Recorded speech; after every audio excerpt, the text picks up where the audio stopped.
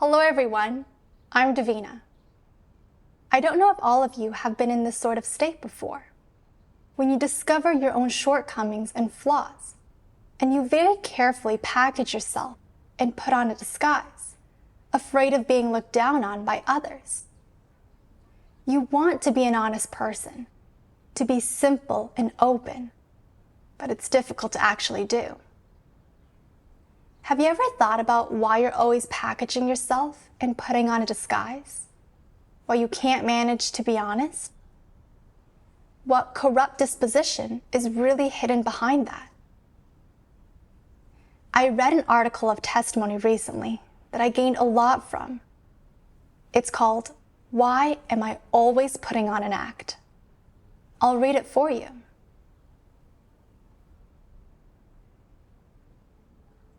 In August 2021, I started training and watering new believers. I was afraid that they would look down on me when I fellowshiped with them, because my English pronunciation wasn't very standard. So at first, I just communicated through messaging. However, always doing that impacted the watering progress.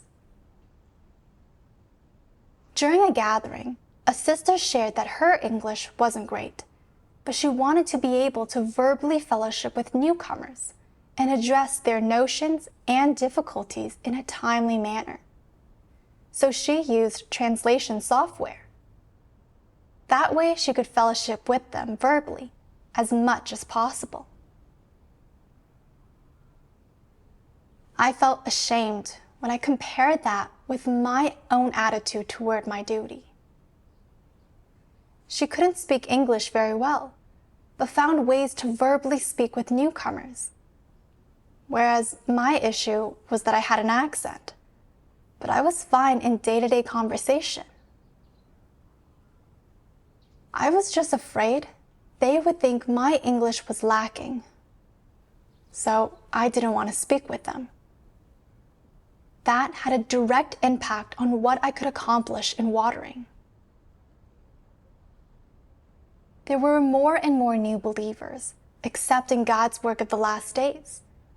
So we needed to step up our watering work and help them establish a foundation on the true way as soon as possible. But I was just considering my own reputation and status, not how to water newcomers promptly. I didn't remotely consider God's will. So I said a prayer, ready to lean on God and try communicating with them in actual conversation. I started practicing my spoken English after that, starting out with newcomers that I already knew. And after a little while, I didn't feel so afraid of having actual conversations. I remember once I was in conversation with a new believer. And not only could I express myself fluidly, but his issue was resolved. It was hard for me to believe. I'd never thought that one single verbal discussion could be more effective than several days of messaging.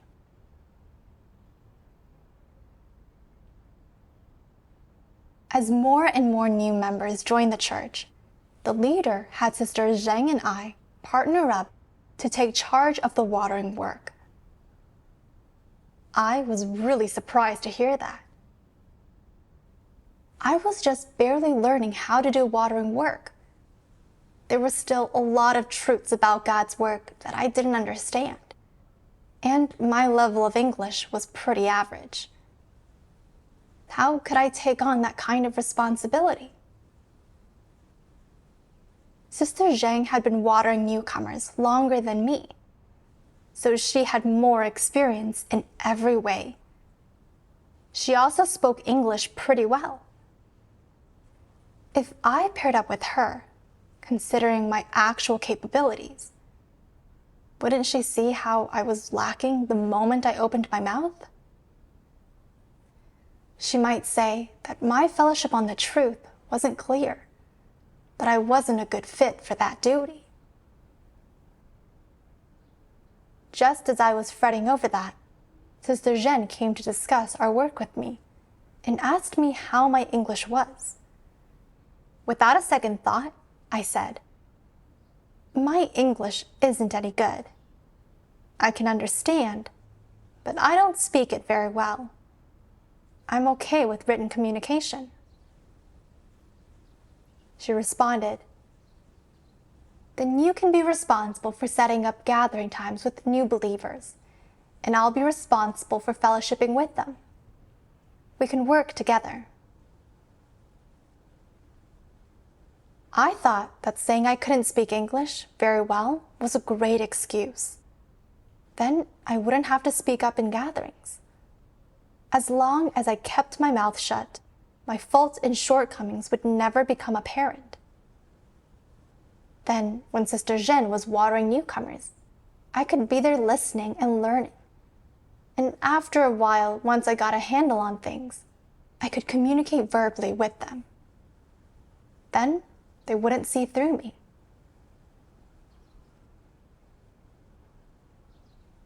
The first time Sister Zhen and I watered newcomers together, I noticed that she was interacting with them in fluent English. But I just said hello and didn't dare say anything else. We had agreed that when gatherings and fellowship were over, I'd talk to the new believers to get a sense of their issues and struggles to resolve them as soon as possible. But I was feeling reluctant. I felt like in their first interaction with Sister Zhen, they'd seen how good her English was, and that she could clearly fellowship on the truth. So if they spoke to me after that and heard me stumbling over my words, they'd realize what a stark difference it was. What would they think of me then? I thought and thought about it, decided to just keep up written messages. After that, aside from some verbal communication with the new believers, I knew a little better. I just interacted through writing with them. However, that was a slower way to communicate.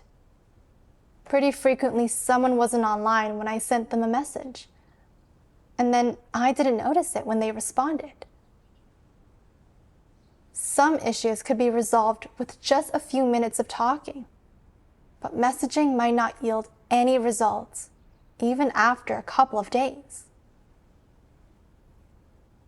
It wasn't until we reviewed the work we'd done that I saw that nearly half of the new believers I was responsible for weren't attending the gatherings normally. I was stunned. How could that be happening? Sister Zheng asked me, "Why are you always messaging new believers? Why don't you ever speak with them directly?" I hemmed and hawed, not wanting to tell her. I knew if I had spoken with them directly to resolve their problems and difficulties, some of them would have started attending gatherings normally. But I was afraid of showing my weaknesses and was relying on messaging, which was what led to this consequence. That night, I couldn't sleep. I was just tossing and turning, and I felt worse the more I thought about it. If new believers' confusions and notions weren't resolved right away, they could pull back at any time. That was a serious dereliction of duty. Why did I insist on messaging about something that could be resolved with 3 minutes of conversation? It wasn't that I couldn't speak English, and I'd been able to communicate verbally not long before that. Why wasn't I doing that anymore? I was really kicking myself, thinking about how some newcomers weren't attending gatherings normally because I hadn't been watering them properly. I was so filled with regret. I prayed to God, asking Him to guide me to know myself. Then I read this passage in God's words. People themselves are objects of creation. Can objects of creation achieve omnipotence? Can they achieve perfection and flawlessness? Can they achieve proficiency in everything? Come to understand everything? See through everything and be capable of everything? They cannot.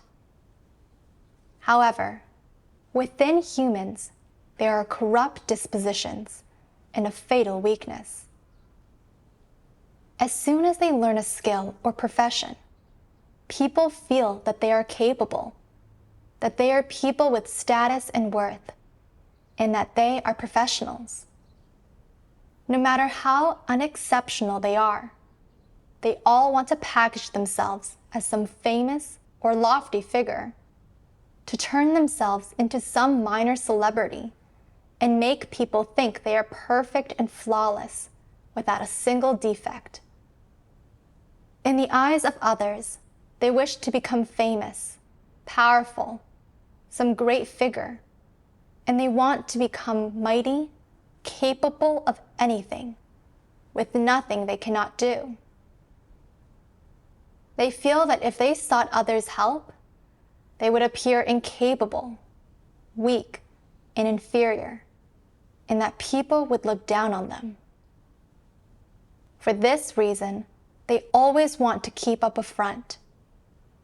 Some people, when asked to do something, say they know how to do it, when they actually do not. Afterward, in secret, they look it up and try to learn how to do it. But after studying it for several days, they still do not understand how to do it. When asked how they are getting on with it, they say, "Soon, soon." But in their hearts, they're thinking, "I'm not there yet. I have no idea. I don't know what to do. I must not give myself away. I must continue putting on a front. I can't let people see my shortcomings and ignorance. I can't let them look down on me." What problem is this? This is a living hell of trying to save face at all costs. What kind of disposition is this? Such people's arrogance knows no bounds. They have lost all sense. They do not wish to be like everyone else. They don't want to be ordinary people, normal people, but superhuman, some lofty individual, some hotshot. This is such a huge problem. With regard to the weaknesses, shortcomings, ignorance, foolishness, and lack of understanding within normal humanity, they will wrap it all up and not let other people see it, and then keep on disguising themselves. Do such people not live with their heads in the clouds? Are they not dreaming? They do not know who they themselves are, nor do they know how to live out normal humanity. They have never once acted like practical human beings. If you pass your days with your head in the clouds, muddling through, not doing anything with your feet on the ground, always living by your own imagination, then this is trouble. The path in life you choose is not right. Thinking over God's words, I could see that I'd been putting on an act and disguising myself. I was afraid the new believers would look down on me because my conversational English wasn't great. So I didn't dare engage in conversation with them. After Sister Zhang and I started working together, I saw that her English was really good, and her fellowship on the truth was clearer than mine. I was afraid that I'd look really lacking in comparison. and was afraid that she would see through me. So I put on even more of an act. When Sister Zheng asked me about my English, I intentionally said it was no good, finding an excuse to not have to fellowship verbally.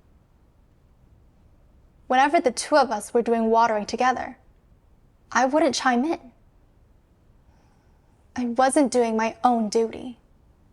And when I was watering newcomers, I just messaged them instead of having actual conversations, which meant that a lot of newcomers' issues weren't resolved as soon as they should have been. So they just remained negative and didn't attend gatherings. I was holding our work up. I was never genuinely myself, afraid that my weaknesses would be revealed. I wanted to secretly learn things behind the scenes and then come back on the scene and be amazing. How arrogant of me. I couldn't just properly face my defects and shortcomings, but I had to pretend to be outstanding and different from everyone else. It's just like something God reveals. They do not wish to be like everyone else. They don't want to be ordinary people, normal people, but superhuman, some lofty individual, some hotshot. This is such a huge problem. My English speaking skills were great, and I didn't have much experience in watering work. The church arranging for me to water new foreign believers was giving me a chance to practice, and I should have cherished it. But instead of doing my duty well, I just wanted to cover up my flaws and act like I could do anything so that others would look up to me, admire me. I didn't have any reason or self-awareness at all. I knew I had to stop putting on an act and disguising myself. No matter what others thought, I had to let go of my vanity to carry out my duty and my responsibilities. That was what I had to put into practice. I read a couple more passages of God's words that gave me a path of practice. Almighty God says, "You must seek the truth to resolve any problem that arises, no matter what it is, and by no means disguise yourself or put on a false face for others. Your shortcomings, your deficiencies, your faults, your corrupt dispositions, be completely open about them all and fellowship about them all. Do not keep them inside. Learning how to open yourself up is the first step toward entering into life, and it is the first hurdle, which is the most difficult to overcome. Once you have overcome it, entering the truth is easy. What does taking this step signify? It means that you are opening your heart and showing everything you have, good or bad, positive or negative, bearing yourself for others and for God to see, hiding nothing from God, concealing nothing, disguising nothing, free of deceit and trickery, and being likewise open and honest with other people. In this way, you live in the light, and not only will God scrutinize you, but other people too will also be able to see that you act with principle and a degree of transparency. When you are before God, no matter how you pretend, obfuscate, or fabricate, your truest thoughts, the things most hidden in the depths of your heart, are all as clear as day to God. There is no one for whom the things hidden in the depths of their heart can escape God's scrutiny. Pondering God's words, I realized that the first step to resolving my corrupt disposition was learning to open up, stop putting on an act and pretending, and to bring my inadequacies, faults, and the corruption I revealed into the light. I had to be a simple, honest person before my brothers and sisters, and before God. Then I'd be able to relax and be free in my duty. Understanding this gave me the confidence and courage to put the truth into practice. So I sought out the leader and Sister Zhang and told them openly about my state and understanding. They didn't look down on me, but patiently fellowshiped with me on their own experience and helped me to understand my issue. When I watered newcomers after that, I was no longer held back by my vanity, but I started focusing on my verbal communication with them so I could help resolve their confusions more quickly.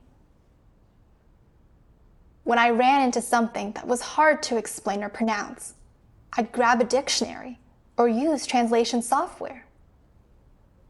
Over time, my spoken English improved.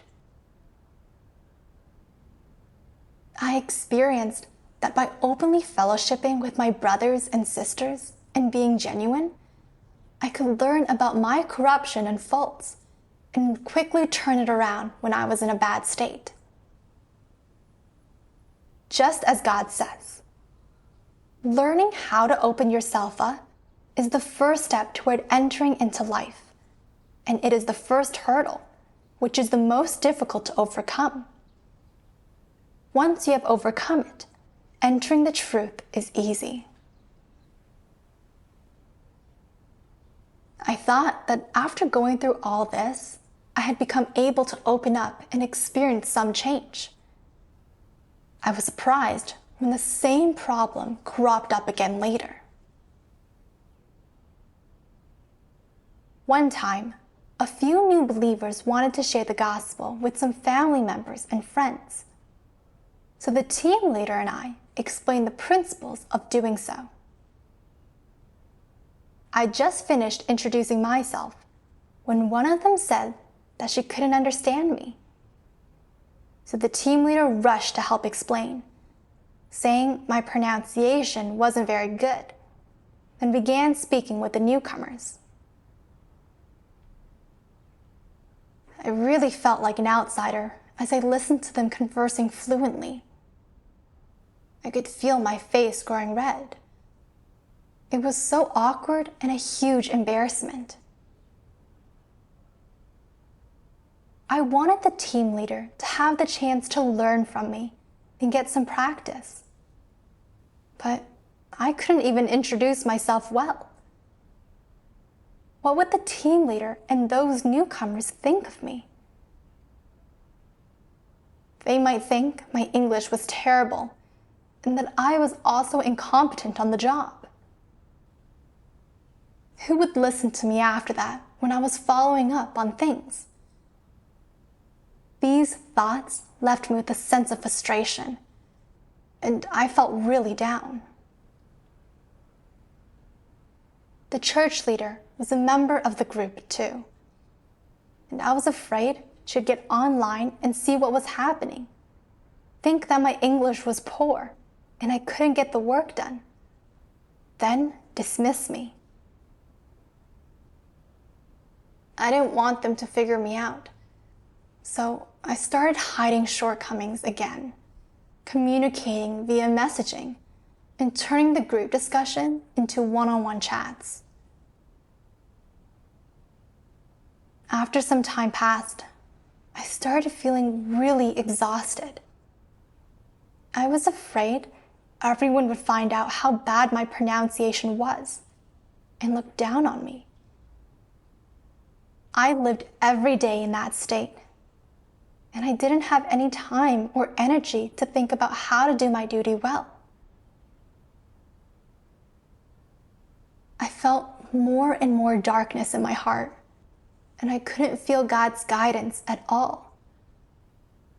I didn't have any direction in my duty either. I knew I was in a dangerous state, but I couldn't get over it. So I said a prayer in my heart, asking God to guide me out of it. One day, I watched a testimonial video called Behind the Pretense, and some of God's words that appeared in it left a deep impression on me.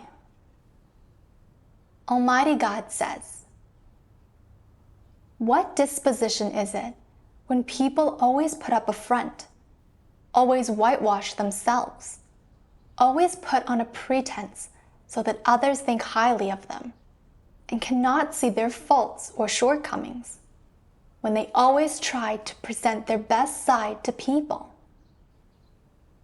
This is arrogance, fakery, hypocrisy. It is the disposition of Satan.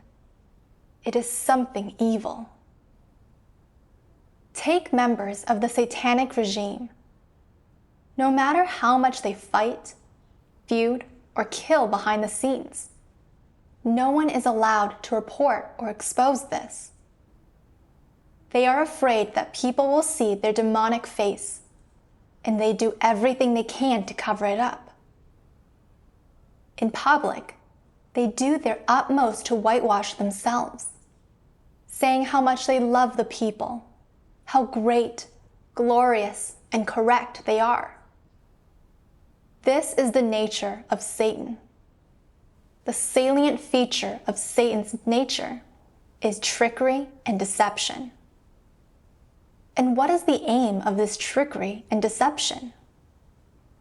To hoodwink people, to stop them from seeing its essence and its true colors, and thus achieve the aim of prolonging its rule. Ordinary people may lack such power and status, but they too wish to make others have a good opinion of them, and for people to have a high estimation of them, and give them a high status in their hearts. This is what a corrupt disposition is. And if people do not understand the truth, they are incapable of recognizing this. Making mistakes or disguise. Which of these relates to disposition? Disguise is a matter of disposition. It involves an arrogant disposition, evil and treachery. It is especially disdained by God.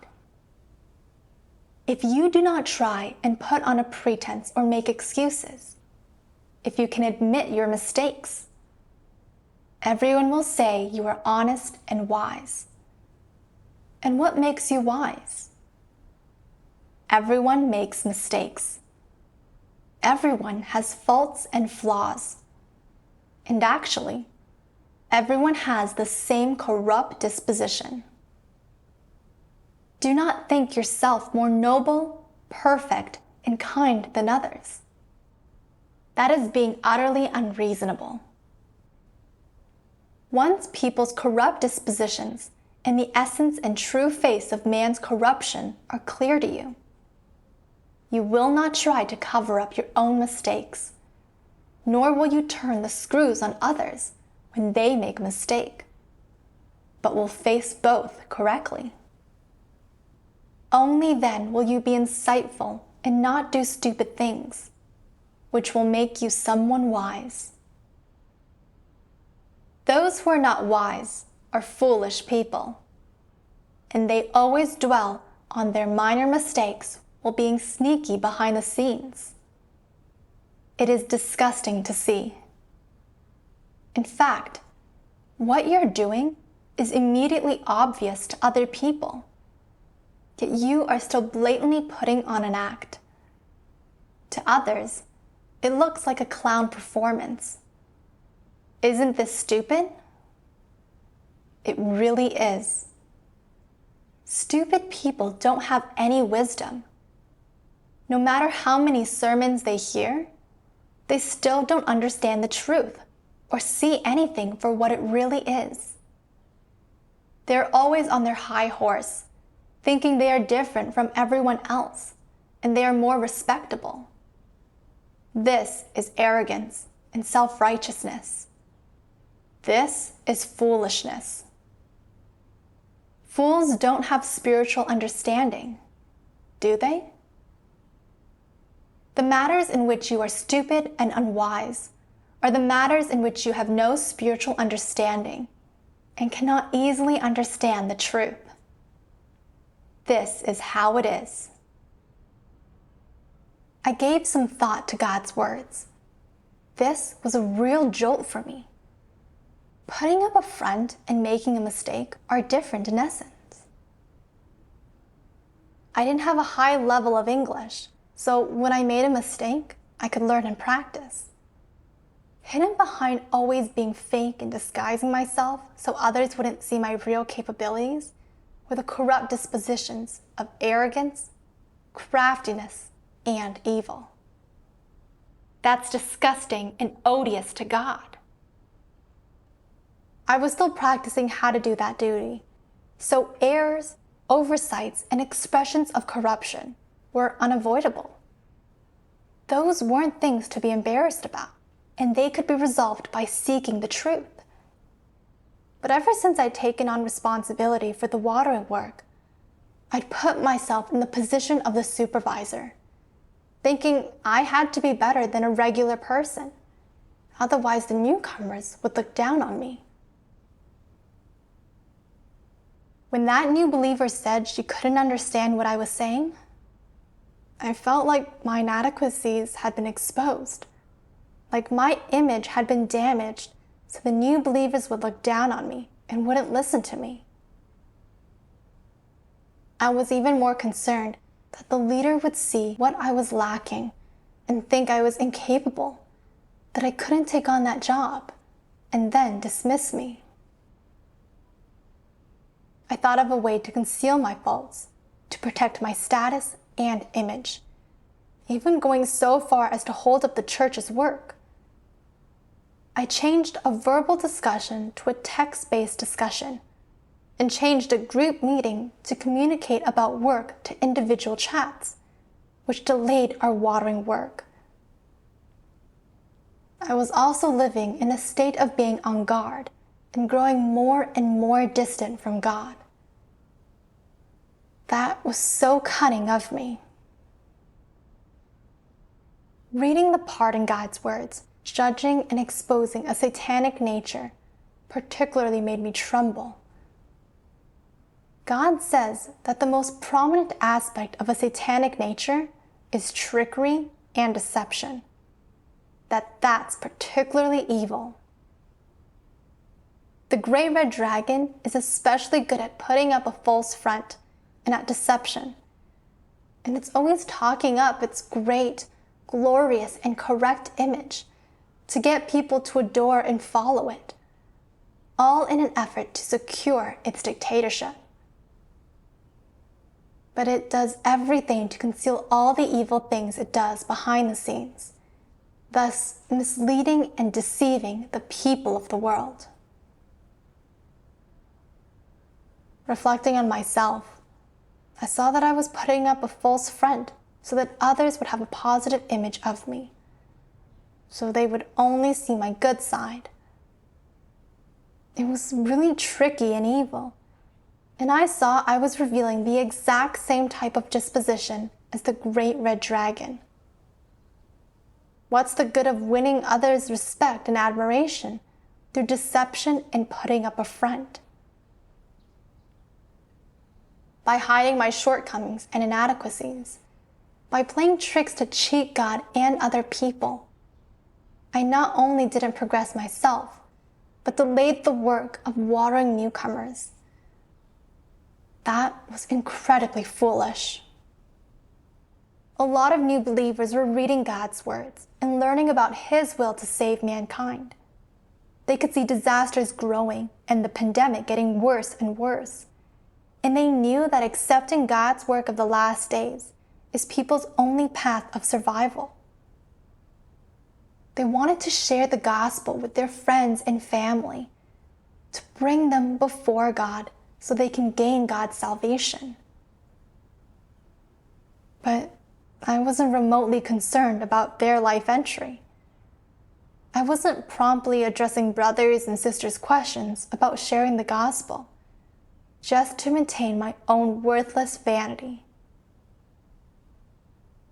That delayed so many people from investigating the true way and turning toward God. Didn't that make me an obstacle, a stumbling block to the work of the gospel? As I reflected on this, I realized that I'd been living by my corrupt disposition. And though I appeared to be doing a duty, I was actually resisting God, holding up the work of the church, and doing harm to the brothers and sisters. I hated myself and was nauseated with myself from the bottom of my heart.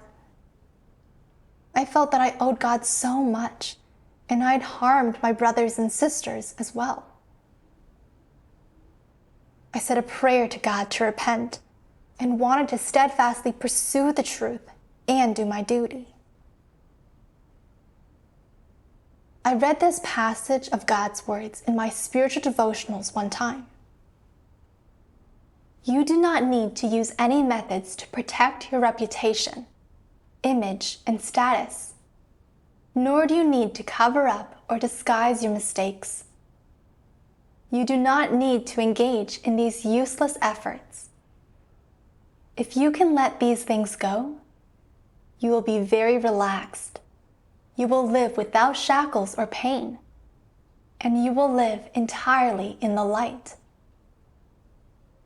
Learning how to be open when you fellowship is the first step to entering into life. Next, you need to learn to analyze your thoughts and actions to see which are wrong and which God does not like, and you need to reverse them immediately and rectify them. What is the purpose of rectifying them? It is to accept and take on board the truth, while rejecting the things within you that belong to Satan and replacing them with the truth.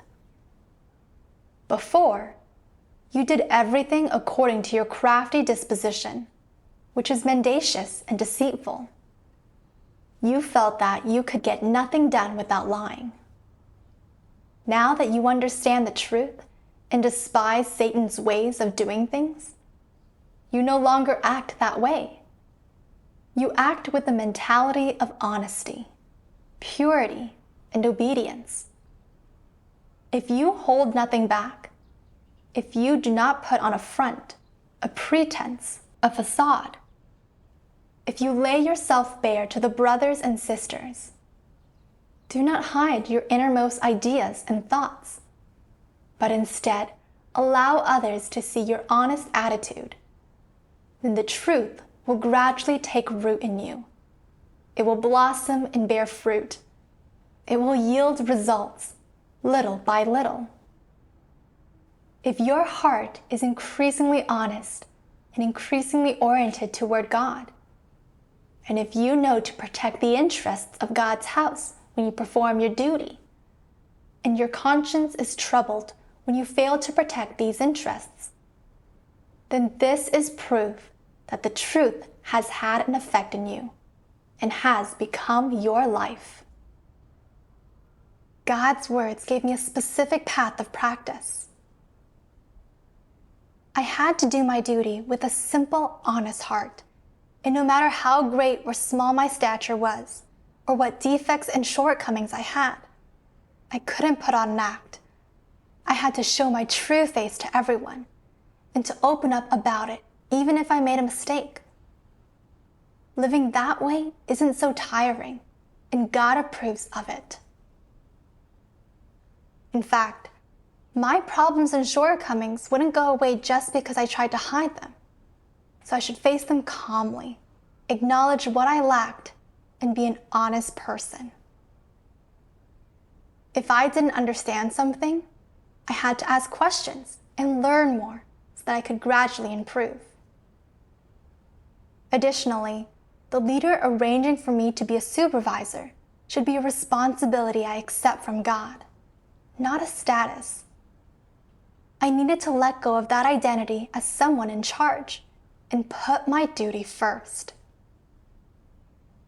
No matter what other people thought or said, I had to correct my motives, know my own place, and do the duty of a created being. From then on, I would let go of my pride and seek out newcomers for verbal communication to help take care of the issues they were having in their duties. I also practiced my English conversational skills more and worked on my pronunciation.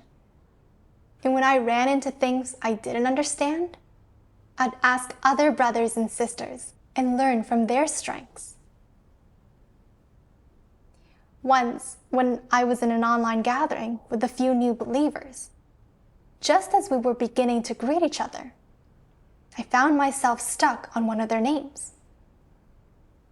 Even though she corrected my pronunciation repeatedly, I was feeling kind of embarrassed and wondering why she was taking it so seriously.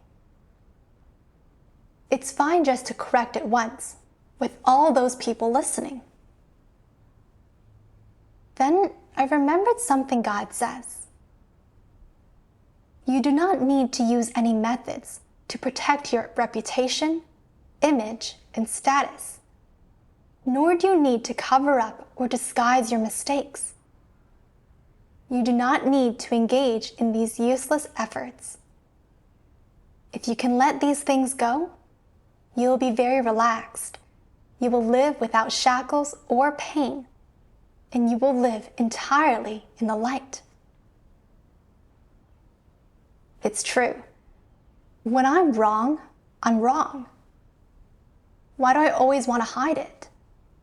Instead of keeping my mind on my duty, I was keeping it on my vanity. And there was no way to do my duty well with that kind of load on my mind. So I calmed myself and said a prayer, asking God to guide me to let go of my pride and stay focused on my duty. After praying, I didn't feel as embarrassed anymore, and I didn't feel so constrained by my pronunciation being off. Then I asked the newcomer to help me with my pronunciation. A little while later, a sister who had been partnered with me before said, "What do you do to practice your English?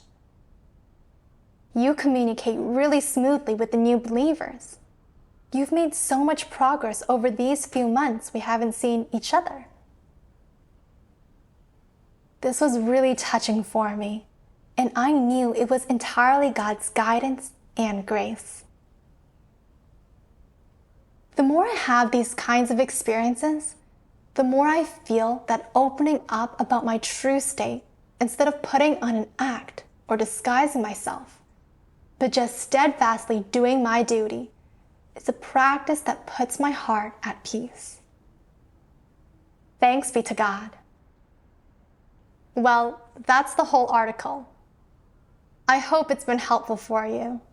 Thanks for watching, and I'll see you next time.